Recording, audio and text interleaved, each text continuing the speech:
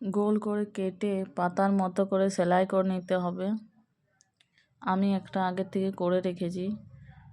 এবার গোল কাপড়ের উপরে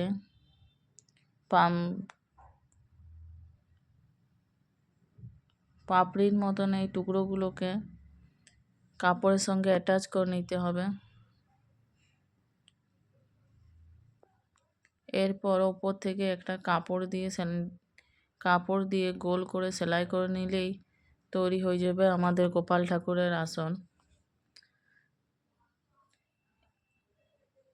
এই রকম নতুন নতুন ভিডিও দেখতে হলে আমার চ্যানেলটাকে অবশ্যই সাবস্ক্রাইব করে রাখবেন।